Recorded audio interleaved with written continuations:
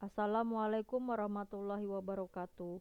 Halo teman-teman, selamat datang di channel Nina Oktaviana.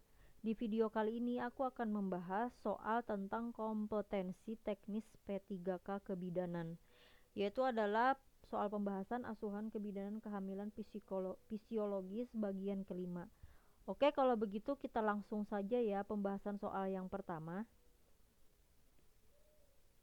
Soal yang pertama, ibu hamil pada prinsipnya tidak dilarang melakukan hubungan seksual. Ibu hamil bagaimanakah yang tidak disarankan melakukan hubungan seksual? A. Ibu hamil trimester 1, B. Ibu hamil trimester 2, C. Ibu hamil dengan plasenta letak rendah, D. Ibu hamil dengan presentasi bokong, yang E. Ibu hamil trimester 1. Maaf ya teman-teman, maksudnya yang E itu ibu hamil trimester 3. Nah, jadi jawabannya apa teman-teman? Oke, kita bahas ya. Pada dasarnya ibu hamil itu boleh ya teman-teman melakukan hubungan seksual, mau itu trimester 1, trimester 2, atau trimester 3, ataupun misalkan hamilnya dengan presentasi bokong ataupun presentasi kepala, kecuali ibu hamil itu dengan plasenta retak rendah. Karena bila ibu hamil melakukan hubungan seksual dengan plasenta letak rendah, maka itu tidak diperbolehkan ya teman-teman, karena akan mengganggu. Nah, jadi jawabannya adalah yang C ya teman-teman. Ibu hamil dengan plasenta letak rendah.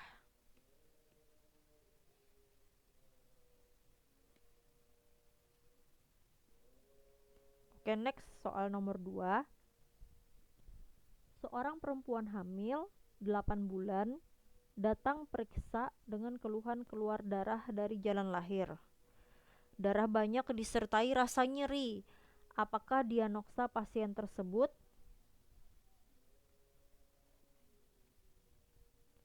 A. Ancaman abortus, B. Mola hidatidosa, C. Solusio plasenta, D. Kehamilan ektopik, yang E. Ancaman perdarahan. Jadi nomor 2 itu jawabannya adalah yang C ya teman-teman, solusio plasenta. Solusio plasenta itu adalah kondisi serius di mana plasenta mulai terlepas dari dinding rahim, baik sebelum maupun selama proses persalinan. Kondisi ini biasanya terjadi perdarahan ya teman-teman, dan adanya nyeri. Nah, ini nyeri ini ciri khas dari plasenta, solusio plasenta ya teman-teman, karena ibu hamilnya sudah hamil 8 bulan dan keluar banyak darah dari jalan lahir. Jadi jawabannya adalah solusio plasenta. Oke, next soal selanjutnya, soal nomor 3. Pemeriksaan penunjang untuk mendeteksi tanda bahaya pada ibu hamil adalah kecuali A. Golongan darah, B. Hemoglobin darah, C. Proteinuria, D. Urin glukosa, yang E. Kelopak mata. Nah, ini kita jawab sama-sama ya teman-teman. Jadi penunjang untuk mendeteksi tanda bahaya pada ibu hamil yang tidak benar adalah A. Golongan darah ya teman-teman. Kalau HB, proteinuria, urin glukosa, kelopak mata, semuanya ini penting ya teman-teman, kecuali golongan darah. Jadi jawabannya yang A ya teman-teman. Oke, next selanjutnya soal nomor 4. Seorang ibu hamil datang periksa dengan keluhan bengkak di kaki. Bengkak yang bagaimanakah yang dikatakan fisiologis? A. Timbulnya pada sore hari, B. Tidak hilang setelah istirahat, C. Disertai keluhan fisik misalnya pusing, D. Diikuti bengkak di tangan, yang E. Muncul saat kelelahan. Nah, jawabannya apa teman-teman? Jawaban nomor 4 adalah yang A, timbulnya pada sore hari. Jadi keluhan kaki bengkak itu dikatakan normal atau fisiologis, itu terjadi timbulnya pada sore hari. Jadi yang A ya teman-teman. Oke, next selanjutnya soal nomor 5.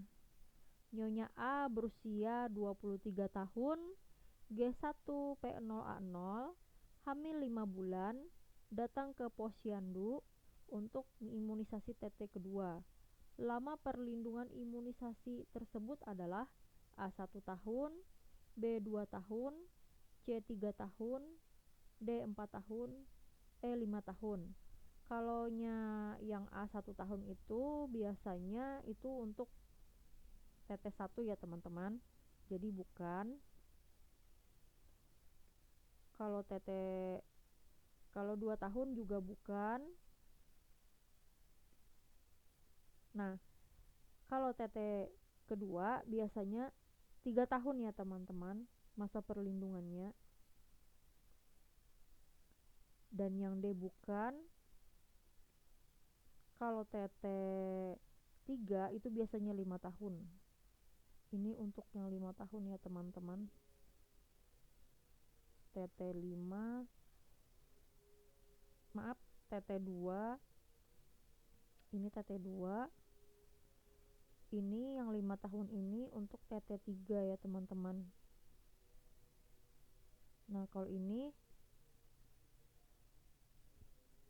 TT2 dan yang ini TT1. Jadi jawabannya yang C ya teman-teman. Maaf ya teman-teman, pembahasan saya agak berlepotan. Jadi yang nomor 5 itu adalah yang C, 3 tahun. Lama perlindungan imunisasinya. Oke, next soal yang terakhir. Soal yang keenam. Nyonya K usia 21 tahun, G1P0A0, hamil 10 minggu, datang ke PMB, mengeluh mual di pagi hari, hasil pemeriksaan TTP batas normal.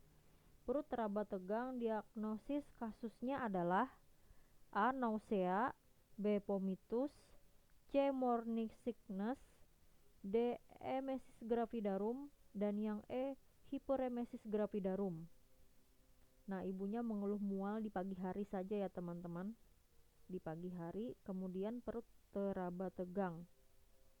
Jadi jawabannya adalah yang C ya teman-teman, morning sickness. Biasanya itu terjadi pada pagi hari. Nah, teman-teman, segini dulu soal-soalnya yang aku sajikan. Next aku akan bikin video-video yang terbaru lagi dan soal-soal yang terupdate dan yang terbaru. Semoga kita tahun ini lulus P3K ya teman-teman, dan semoga apa yang aku sajikan ini bermanfaat. Oke teman-teman, segini dulu ya video dari aku. Terima kasih teman-teman yang sudah menyimak dan menonton videonya. Bye bye.